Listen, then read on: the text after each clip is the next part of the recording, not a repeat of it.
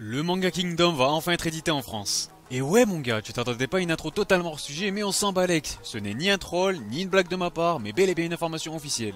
Les éditions Mayenne ont décidé de porter leurs couilles pour endosser le rôle du Messie afin de nous sortir les tomes de Kingdom en France. On n'a pas beaucoup d'informations à l'heure actuelle, mais on sait déjà que les deux premiers tomes sortiront en exclusivité à la Japan Expo et que le rythme de parution sera fixé à 2 tomes par mois. Même là, à l'heure où j'enregistre ces putains de mots, j'y crois pas, pourtant c'est la vérité. Et oui, tu as très bien entendu, 2 tomes par mois. Bref, c'était quasi impossible, j'avais littéralement perdu tout espoir, mais ça se concrétise enfin. On va enfin pouvoir avoir les tomes de Kingdom entre nos mains, sur nos étagères, putain. Et je compte sur chacun de vous pour aller vous procurer les tomes quand le moment sera venu. Parce qu'il faut non seulement soutenir un manga dont aucun éditeur n'avait jusque-là misé une seule pièce sur son possible succès en France, mais il faut aussi apporter tout notre soutien aux éditions Mayenne qui débarquent fraîchement dans le game. Bref, c'est magnifique, franchement j'ai pas de mots, j'ai encore du mal à y croire, mais Kingdom est licencié putain. Vous retrouverez un article complet de la King Budamu dans la description. Inutile de me poser plus de questions puisque toutes les informations qu'on a à disposition pour le moment se trouvent dans cet article. Bref, désolé pour ce petit hors sujet, mais j'étais obligé d'en parler, Je me suis lancé sur YouTube en partie pour promouvoir ce manga et voilà, j'avais d'ailleurs fait une critique dessus. Beaucoup se sont battus à leur façon également, mais ça a fini par payer, donc bravo à tous et longue vie à Kingdom. Sur ce, je vous donne rendez-vous après l'intro pour un 4ème épisode de ta lecture.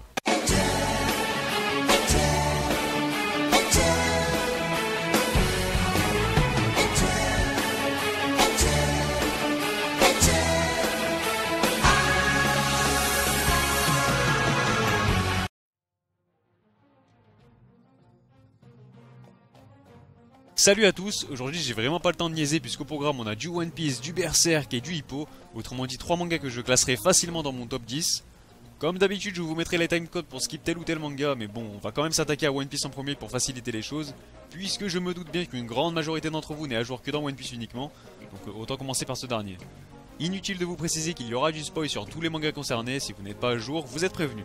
Pas de case présentation cette fois-ci, je l'aurais fait pour le kiss s'il était question d'une nota critique ou d'un nota break, mais bon là, pas besoin puisqu'on va uniquement parler des tout derniers scans. Donc je précise que je vais pas revenir en détail sur l'arc Whole Cake Iceland, puisque j'ai prévu de lui consacrer un nota break à part entière carrément. Je l'ai déjà relu, il y a beaucoup de choses à dire, donc ça viendra d'ici quelques semaines. Je vais quand même mentionner 2-3 petites choses de cet arc, puisque au pire je ne pourrai que mieux développer les points que je vais aborder dans cette vidéo lors de mon nota break.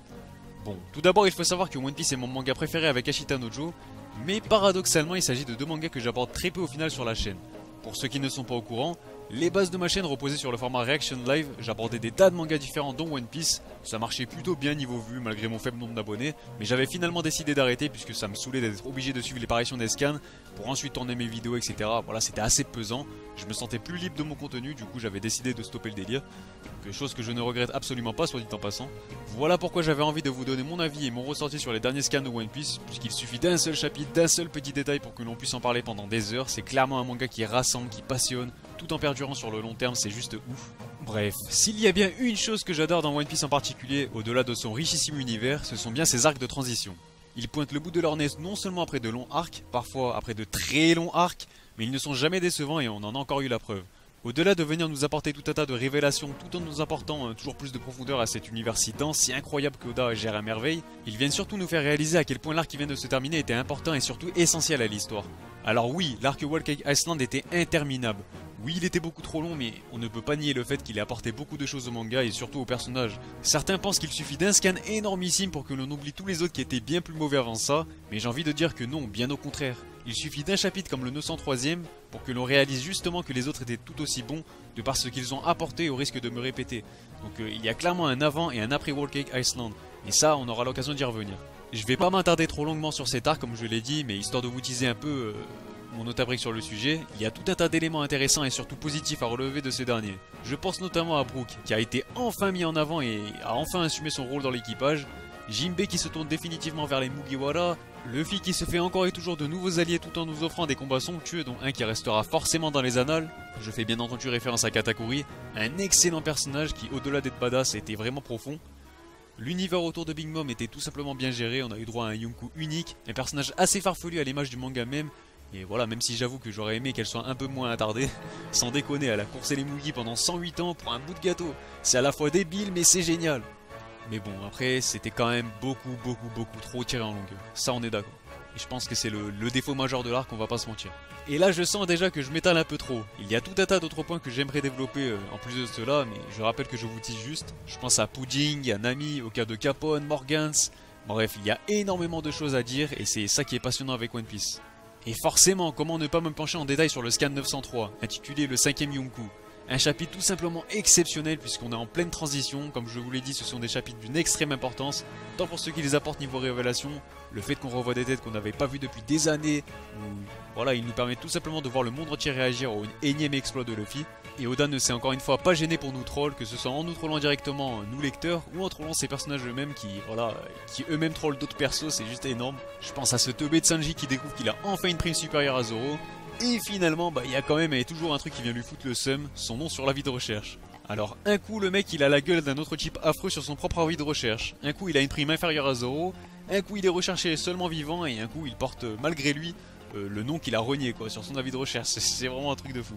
Bref, Oda je te le dis, t'es vraiment un bâtard avec Sanji parce qu'il n'y a jamais rien qui va avec ses avis de recherche mais c'est génial. Puis vint la prime de Luffy, là pareil, il a essayé de nous troll, il a juste essayé en nous faisant dans un premier temps croire que sa prime avait baissé pour finalement être réduite à 150 millions. Voilà, 150 millions de berry, ça serait ridicule. Puis finalement on parle de 1,5 milliard de berry, putain de merde. Bon, je pense que personne n'est tombé dans le piège. Par contre, je pense qu'on personne s'attendrait à une prime si conséquente. Parce que quand on se dit que Luffy a pris seulement 100 millions en donnant une patate à Ntariyubito, en allant foutre le bordel à Impel Down, voilà, en libérant des milliers de prisonniers, sans compter Marineford où il était clairement au centre de l'attention, le nouveau petit chouchou de l'équipage de Barbe Blanche, les révélations sur sa famille, etc., etc. Et avec tout ça, il a level up de 100 millions seulement. Et c'est justement là que nous vient le troll de génie d'Oda. Il nous vient de Morgans. A l'image de nos médias, il a carrément déformé ce qu'il a vu et entendu pour au final amplifier les exploits de Luffy qui étaient déjà énormes. Forcément, là aux yeux du gouvernement, Luffy il a vaincu Big Mom, donc ça pèse bien plus dans la balance que de seulement saccager son territoire, ce qui, je le répète, était déjà une véritable prouesse. Ajoutez à cela qu'il ait vaincu deux Sweet Commanders, ses nouvelles alliances, son power-up au niveau du haki, etc. Sa prime méritait bien évidemment d'être rehaussée, mais en revanche, est-ce qu'il mérite ses 1,5 milliard de berry ou un titre de Yonkou? Non, restons réalistes. Si Morgans n'avait pas amplifié les choses dans son article, il en serait tout autre pour la prime de Luffy et il ne faut pas se leurrer non plus. Pour moi, il pourra assumer et mériter une telle prime seulement quand il aura vaincu Kaido et ça sera le cas sur Wano. Après, je ne sous-estime pas Luffy, bien au contraire, j'étais de ceux qui pensaient dès le début qu'il allait vaincre Katakuri sans aucun doute. Je n'ai jamais compris les pseudo-débats de débiles à ce sujet. Si on voit les choses de manière objective mais surtout d'un point de vue cohérent au niveau de l'histoire, c'était logique que Luffy se surpasse lors de ce combat pour venir à bout de Katakuri. Sinon c'était la fin du manga, je sais pas d'où il est venu ce débat mais c'était totalement con. Prenons un exemple tout con. Quand il arrivait sur Grand Line, on pensait que les Shichibukai étaient hors de portée, qu'ils étaient trop forts pour Luffy, en tout cas pour le moment, et finalement à peine arrivé qu'il en avait déjà la T1. D'autres ont suivi puis on est arrivé dans le nouveau monde. Là encore on a senti la progression face à Doflamingo puisqu'il s'agissait de l'un des plus puissants et importants corsaires. La suite logique était le second Yonkou. Maintenant il peut s'attaquer à un empereur. Je sais pas, on parle d'un Neketsu quoi.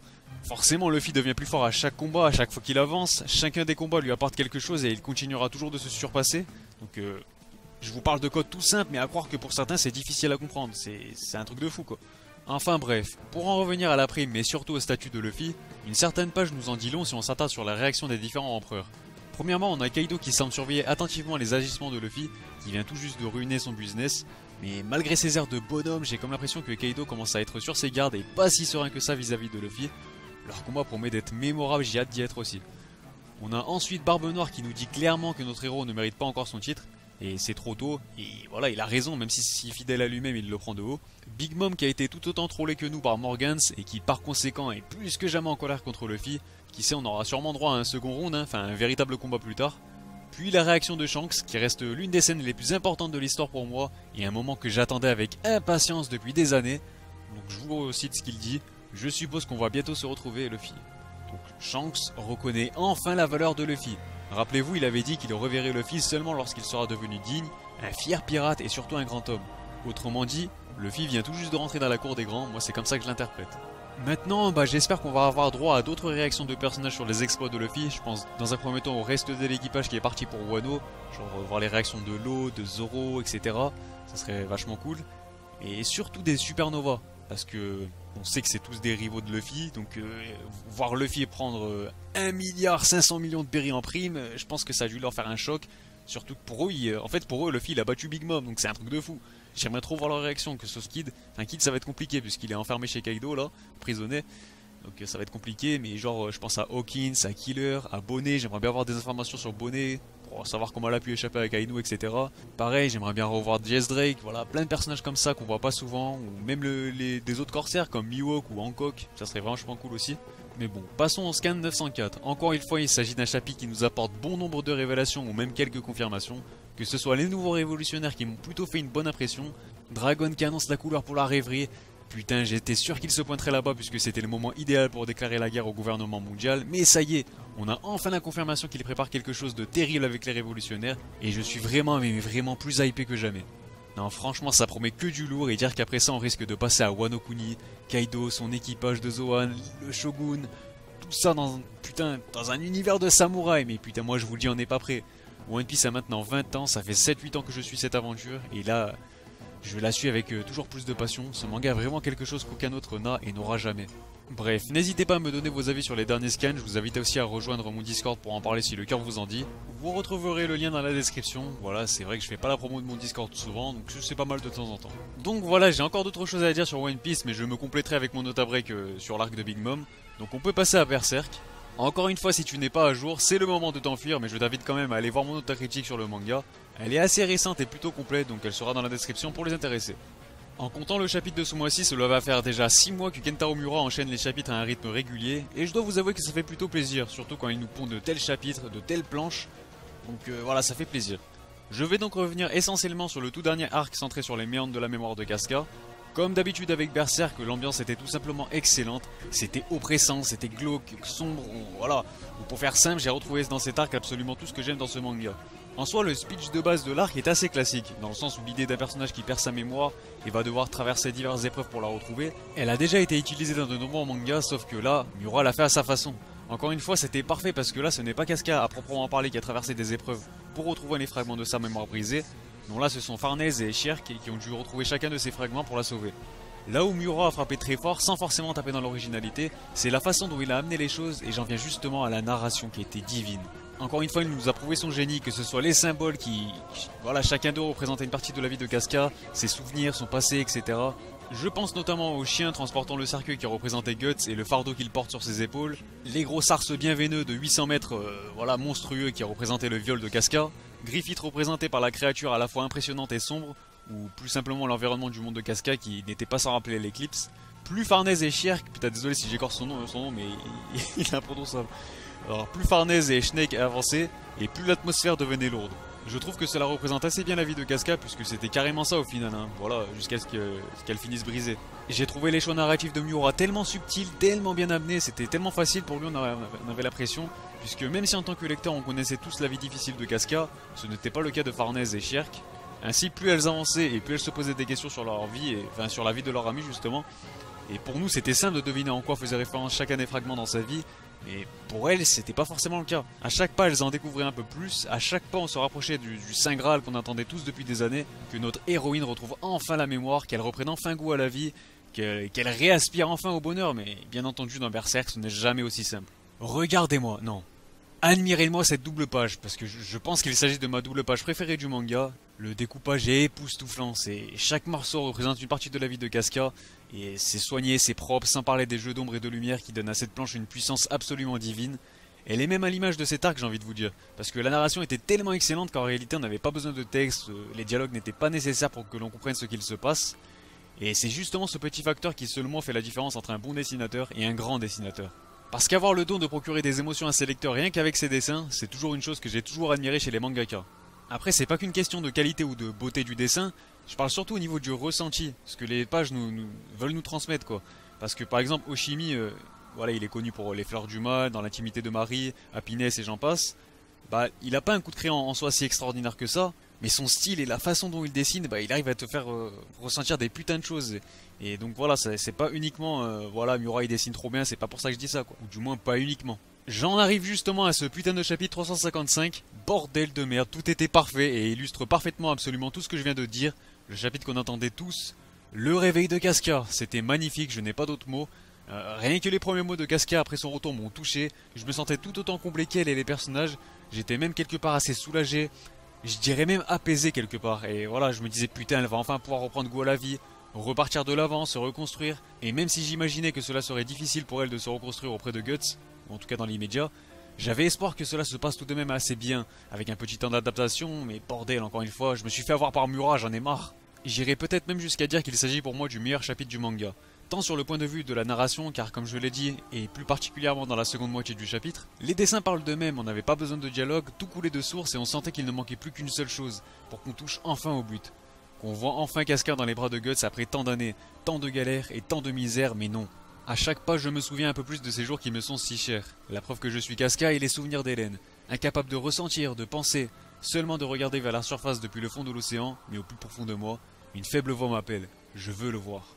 Bim! Après ce long monologue de Casca dans sa tête, on voit Guts qui apparaît et tous ses plus mauvais souvenirs et surtout ses plus terribles souvenirs refont surface. Il lui rappelle directement à l'éclipse, mais pas seulement, c'est pas ça le pire. Le pire c'est qu'il lui rappelle le corps meurtri de Griffith juste avant l'éclipse.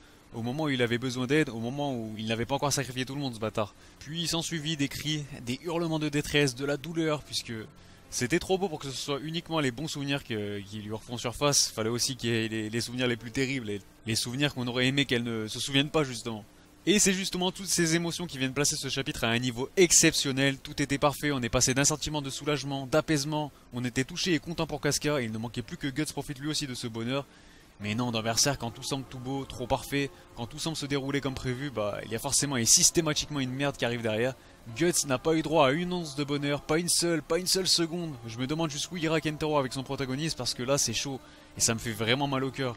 Je vous cache pas que j'aurais aimé le voir sourire rien que l'espace d'un instant avec Casca dans ses bras. Là je sais que rien que le fait d'imaginer cette scène, ça te fout des frissons, mais voilà non, on pensait qu'il avait fait le plus dur, mais non. Le plus dur reste à faire justement, si Casca a retrouvé la mémoire, elle va maintenant devoir retrouver la force nécessaire pour vivre avec, pour supporter le poids et les douleurs que son passé lui a engendré. Et Guts va encore être partagé entre un sentiment de frustration et d'impuissance puisque Casca sera à ses côtés, enfin, je pense qu'elle va rester avec lui, et elle aura retrouvé sa mémoire, mais bien évidemment cela vaut aussi tout aussi bien pour ses bons souvenirs et ses mauvais, pour faire court, plus rien ne sera jamais pareil et c'est comme ça qu'ils vont devoir recommencer à zéro. Voire même pire, hein, puisque Guts lui évoque quand même l'éclipse, c'est cette image qu'elle a de lui, donc à voir comment leur relation va évoluer, parce que voilà, c'est ça qui est fou. C'est ça que j'adore dans ce manga aussi, parce que voir évoluer la relation entre ces deux personnages va être plus que jamais intéressante, et c'est vraiment passionnant à suivre. Qui plus est, c'est encore une fois avec ce genre de chapitres, de scènes et de moments qu'on se rappelle à quel point tout est de la faute de Griffith, à quel point c'est un fils de pute, absolument tout l'oppose à Guts. D'un côté, t'as le plus gros enculé du siècle qui est souvent représenté par la pureté, la noblesse, la lumière. Et d'un autre côté, t'as le type qui ne demande qu'à aspirer à un minimum de bonheur tout en menant sa petite vie tranquille avec sa femme, avec la femme qu'il aime. Et lui, il est représenté par la noirceur, le sang, la saleté, les ténèbres. Je trouve le contraste entre ces deux personnages tellement superbe, tant sur le point de vue relationnel, sentimental ou d'un point de vue graphique. Parce que à ce niveau-là, c'est pareil. Miura utilise peu de trames pour dessiner Griffith, même au milieu d'un champ de bataille. Même en plein milieu de monstres, tous plus monstrueux et dégueulasses les uns que les autres, le type reste étincelant. Il est vraiment représenté comme une étoile qui rien ne semble pouvoir ébranler. Tandis que Guts, encore une fois, c'est tout le contraire. Mais c'est son mental d'acier, ses convictions et cette rude vie qui l'a forgé et qui le rendent aussi quasiment invulnérable. J'avais pas trop parlé de la relation entre ces deux personnages lors de mon nota critique, donc j'en ai profité pour le faire maintenant. Mention spéciale à Tutu Guts avec son armure de Berserker, c'était épique, c'était magnifique, c'était jouissif. Voilà, c'est à peu près tout ce que j'avais à dire sur les derniers chapitres de Berserk. C'est avec ce genre de chapitre que Miura nous prouve qu'il n'est pas seulement un monstrueux dessinateur, c'est aussi un génie de la plume. Que ce soit au niveau des dessins ou de l'écriture, il maîtrise pleinement son art. Et j'irais même jusqu'à dire que son chapitre 355, c'est de la pure poésie tout simplement sublime. On va maintenant passer à Hajime no Ippo. Donc il s'agit clairement du manga qui m'a mis la plus grande gifle assez récemment, une gifle tellement énorme que non seulement je l'ai pas vu venir, mais au final j'ai peu de choses à dire dessus, c'est un peu bizarre. Bon, tout d'abord, puisque je parle rarement d'Hippo aussi sur la chaîne, il faut savoir qu'au niveau des mangas purement sportifs, et je dis bien purement sportifs, je prends pas en compte Ashita no Joe, c'est clairement mon manga préféré devant Slam Dunk et Aishil 21. Hippo, c'est des combats de boxe spectaculaires, des personnages aux personnalités et styles de boxe uniques, dont on suit chacun quasiment la carrière. De ce fait, même si le manga est long, c'est très dynamique, on bouge beaucoup, on voit évoluer la relation des personnages entre chacun d'entre eux, et au final, on a aussi plusieurs points de vue sur les différents combats, mais pas seulement. On sait plus ou moins ce que chacun des personnages pense l'un de l'autre en fait. Et le fait de suivre plusieurs carrières de boxeurs à la fois, c'est quelque chose qui me plaît énormément dans ce manga. On s'attache par conséquent à quasiment tous les personnages, chacun d'eux est développé et mis en avant, il n'y en a pas un qui est vraiment laissé de côté par rapport aux autres. Et qui plus est, l'humour est tout simplement excellent. Ajoutez à cela les phases d'entraînement et de tranches de vie qui viennent souvent nous faire un peu souffler après de rudes combats. Donc comme je l'ai dit, si le manga est long, le rythme est quand même très bon, et on n'a donc pas le temps de s'ennuyer. Voilà, je tenais à vous faire une petite aparté en vous donnant mon bref avis sur le manga. Je rajouterai même qu'au-delà de la relation d'Hippo et Kumi, il n'y a vraiment aucune chose qui me dérange vraiment dans ce manga, tant je le trouve parfait. Malgré le fait que les combats soient spectaculaires, qu'on y ressente la puissance de chaque coup et la douleur qu'ils infligent à leurs adversaires, on est quand même très loin de la boxe terrifiante et dramatique que l'on peut retrouver dans Ashita no Joe. Voilà, il faut savoir que ce dernier ne se sert de la boxe que par contexte, hein. Ce qui nous intéresse dans Ashita no Joe, c'est avant tout le point de vue social et humain. Mais dans Hippo, comme je l'ai dit, c'est purement sportif. On sent que George Morikawa veut clairement transmettre sa passion pour la boxe à ses lecteurs, tout en faisant la promotion et en nous montrant qu'il s'agit d'un sport absolument génial. Sauf qu'avec le dernier combat d'Hippo, c'est un peu toutes ces valeurs qui ont été remises en cause à mes yeux, entre guillemets. Car honnêtement, qui s'attendait à voir Makunouchi perdre ici et maintenant? Qui s'attendait à le voir perdre une seconde fois consécutive? Non mais franchement, dites-le moi. Autant, contre Alfredo Gonzalez, on pouvait s'en douter. Hippo partait défier le monde, c'était sa première expérience au niveau mondial, et clairement Morikawa a voulu nous faire comprendre qu'il n'en avait pas le niveau tout simplement. Qu'il avait encore une marge de progression à parcourir avant de prétendre au titre mondial. C'était bien beau et surtout difficile de régner sur le territoire japonais, mais voilà, il y avait quand même un écart assez conséquent entre la boxe nationale et la boxe mondiale. Or, avec le dernier combat contre Antonio Guevara, je le répète, mais qui s'attendait à la défaite d'Hippo, honnêtement? Personne, et c'est justement ça qui rend le chapitre si puissant. Autant je veux bien, il y a des moments où on aurait pu s'en douter car avant qu'Hippo remonte sur le ring, pour ce combat on sentait que les personnages en faisaient des caisses. Concernant l'état de santé de Makunouchi, c'était un peu long. L'arrêt de sa carrière a longtemps été un sujet de débat, mais il a malgré tout fini par remonter sur le ring, et qui plus est avec une nouvelle arme. Il s'est quand même entraîné pendant 108 ans pour maîtriser sa nouvelle technique, autrement dit le nouveau Demsem Roll, et qui était censé signer le retour triomphal de notre héros sur le ring, tout en montrant à ses rivaux que regardez les gars, je suis là, je suis de retour pour niquer des mers. Mais non, Morikawa a choisi de faire perdre son protagoniste encore une fois. Encore une fois, plus on avançait dans le combat et plus on sentait que ça s'éternisait, que quelque chose clochait, mais personnellement je me disais juste tranquille, Morikawa nous tient en haleine volontairement pour choisir le meilleur moment possible pour que Makunouchi nous montre son nouveau Demsem Roll. Mais il n'en était rien. À aucun moment j'ai songé à la défaite d'Hippo, j'y ai pas cru ne serait-ce qu'une seule seconde pour être franc avec vous. Donc autant vous dire que le chapitre 1202 m'a littéralement scotché et marqué à vie. Il m'a mis en PLS pendant un long moment et sans vous mentir j'ai fixé cette fameuse page pendant 2 heures. J'étais incapable de faire autre chose et franchement j'abuse pas, hein, c'est même pas une exagération de ma part là. Jamais j'aurais pensé qu'un combat me procure autant de frissons, autant d'émotions. Et là encore, rien que le fait d'en parler ça me rend triste pour Hippo. Parce que depuis il n'est plus monté sur le ring, apparemment il n'est plus en état de boxer et voilà, et par conséquent il a pris sa retraite. C'est clairement un tournant majeur dans le manga, à aucun moment on aurait pu prédire que l'histoire allait prendre une telle tournure. Pour un manga de boxe qui nous montrait jusque là essentiellement un aspect purement sportif comme je l'ai dit, qu'avec beaucoup de volonté et d'efforts, on pouvait soulever des montagnes, réaliser ses rêves ou simplement se surpasser. Un Neketsu classique quoi, mais non. Avec ce combat, Hajime no Hippo prend pour moi une autre dimension et ce que ce combat m'a fait ressentir c'est juste extraordinaire. Franchement ça me fait bégayer tellement. J'ai eu la même PLS qu'avec la fin d'Ashita no Joe. Vous savez combien j'aime ce manga et donc c'est pour vous dire la puissance du truc quoi. Cependant je reste malgré tout confiant pour la suite de l'histoire, parce que Morikawa ne me trompera pas avec son soi-disant délire de coach pour Hippo. C'est clairement pas fait pour lui, il est trop gentil, trop timide, trop simplé, trop réservé pour assurer un tel rôle. Donc je reste persuadé et j'espère son retour sur le ring après quelques années. Donc il va nous faire une date, c'est obligé, il reviendra plus fort que jamais, sauf que contrairement à Sensei, il ira au bout et décrochera la ceinture mondiale. Si c'est pas le cas et si je me trompe, ce sera pour moi une réelle déception si on prend en compte les messages et les valeurs du manga depuis le début. Puis j'ai envie de vous dire, Makunouchi ne peut pas se mentir à lui-même, il n'y a qu'à lire les derniers chapitres pour se rendre compte qu'il aime encore la boxe, qu'il a encore des regrets, c'est ancré en lui, il n'a toujours pas fait une croix dessus, donc il reviendra. Et bordel ce que je hais cette salope de Kumi. Ah mais quel pétage je vous jure, non mais celle-là, mais désolé. J'ai envie de la gifler, elle se prend pour qui pour décider à la place d'Hippo? La meuf elle est pas capable de lui exprimer ses réels sentiments sur plus de 1200 chapitres. Mais elle lui casse les couilles concernant la boxe quoi. Si Hippo veut continuer, elle a rien à dire. Putain, j'arrive même à m'énerver tout seul avec cette grognasse là, c'est un truc de fou. Donc voilà, désolé mais Hippo c'est toujours aussi lourd, toujours aussi énorme après tant d'années.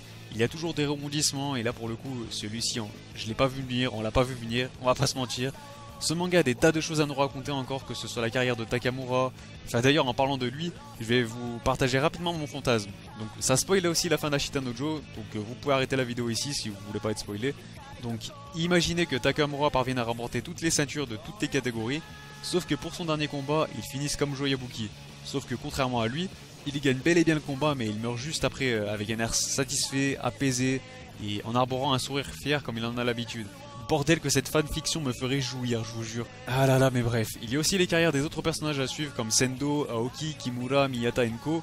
Donc au pire des cas, si Hippo ne remonte vraiment plus sur le ring, je me ferai quand même une raison, je me ferai à l'idée, puisqu'il y aura toujours du lourd à suivre.